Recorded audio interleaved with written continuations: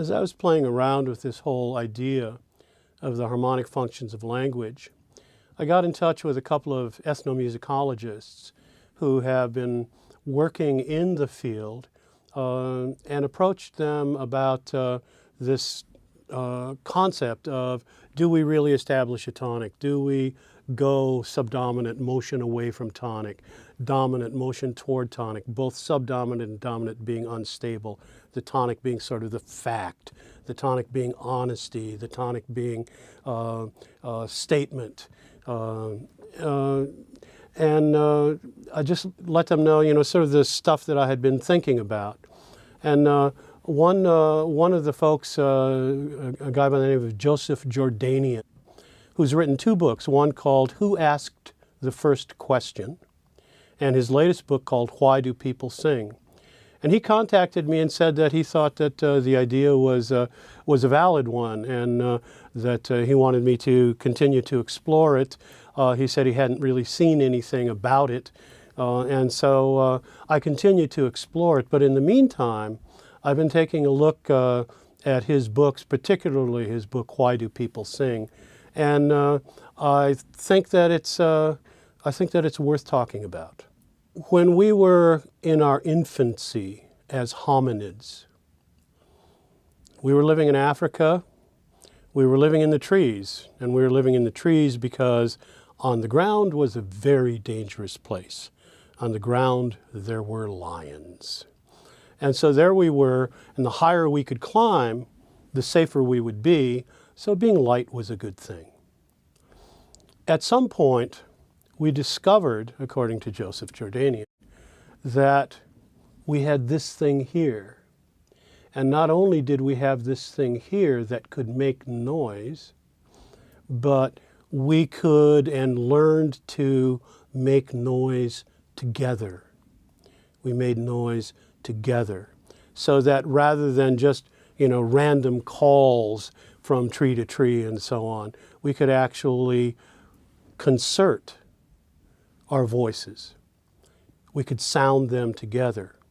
And it sounded loud. And it sounded maybe a bit scary. And so tentatively we came down out of the trees onto the very dangerous ground, and as a group learned over the millennia. We learned to make noise together. We learned, according to Joseph, to stand on our hind legs to make us appear bigger. We learned to stomp on the primitive drum, the earth, and we learned to bang rocks together while making noise and stomping, and even throw rocks. Why did we do this? Well, according to him, when the lion made its kill the antelope, we as a group appeared to be this big thing, making all this noise and throwing sticks and rocks and stomping and particularly yelling, and approached the lion, and we learned to drive the lion off its kill. And once the lion started leaving its kill and we had that protein, then we started to gain weight. We started to grow. Banging the rocks together, by the way, some of them broke, had very sharp edges. Learned to gut the antelope with that, the formation of tools.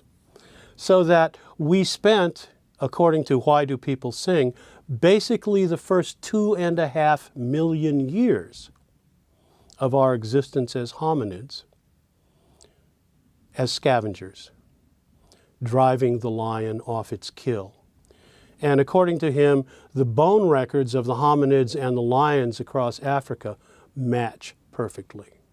So that we really did follow the lion. And the lion was our hunter, our designated killer.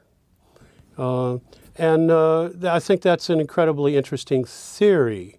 And what seems so interesting and so compelling about it is that when we make noise together, when we sing together, part of our brain lights up. that has to do with survival. Not with pleasure, not with all of that stuff, with survival. That is, singing together like sex, like breastfeeding, like breathing, like flight or fight. All of those instincts that light up the primitive brain stem, the survival portion of our brain, are lit up when we sing together, so that singing together is actually an essential survival marker. It's something that is linked to survival. And according to Joseph Jordanian, nobody spoke a word.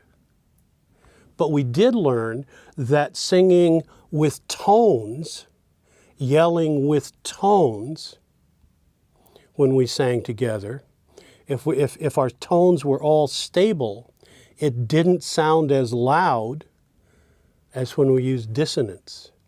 And he calls that the birth of polyphony. So that we were singing together long before the first word was spoken. Consequently, when we sing together, something happens. It's the same thing that happens when we have sex. It's the same thing that happens when we breastfeed. There is a reward system called oxytocin that creates a strong bond that gives us pleasure, that rewards us for this act of singing together. So that singing together is fundamental. It is hardwired into our DNA. When you write a song, remember that one of the things that your song is capable of doing is engaging the tribe. Is engaging the tribe to drive the lion off its kill and feed us all. So that in terms of questions like simple, singable, memorable chorus, complex, intellectual, how smart I am chorus, invite your audience in. Let them sing with you. Let them bond with you. Let them be your tribe. So there it is. Now, we only have 6 weeks, and boy, songwriting is really a lifetime of fun, a lifetime of exploration, a lifetime of growth. So where do you go next? Well, you know, BerkeleyMusic.com has a fabulous online school. I've written 5 courses for it, Tools and Strategies, Writing Lyrics to Music, Writing from a Title, Writing Poetry. I've been teaching poetry at Berkeley for my entire time here. And finally, Creative Writing, Finding Your Voice, which is based on my newest book, Songwriting Without Boundaries. So those courses are there and available. Now, we couldn't do everything in this course, and what got the shortest amount of attention was harmony. We got nothing really in harmony, and what a world that is. Berkeley Music has a wonderful songwriting course in harmony by Jimmy Kachulis. His melody course, also really wonderful. Andrea Stolpe has a songwriting course here. There's just all sorts of songwriting stuff to take a look at if you're interested. The courses are limited in the number of people that can take them, which would be an unusual experience for you, I'm sure. And they're all instructor driven, so that you get feedback from the instructor on either a daily basis or at least a weekly basis for the 12-week courses that you do. So, you know, I strongly encourage you to at least take a look and see what Berkeley Music has to offer. They are such a crack team.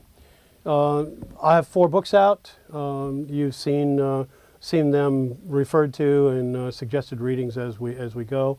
Of course, I encourage you to take a look at those if you haven't already. But for the most part, I would simply like to say thank you. Thank you so much for staying the course. Thank you so much for being interested enough in your growth to understand that information, rather than stifling your creativity, actually enhances your creativity.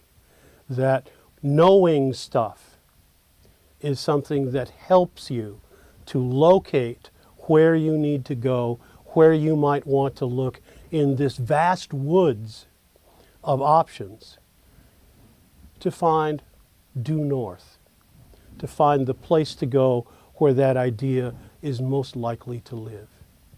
So that information combined with inspiration, combined with intuition, is unstoppable.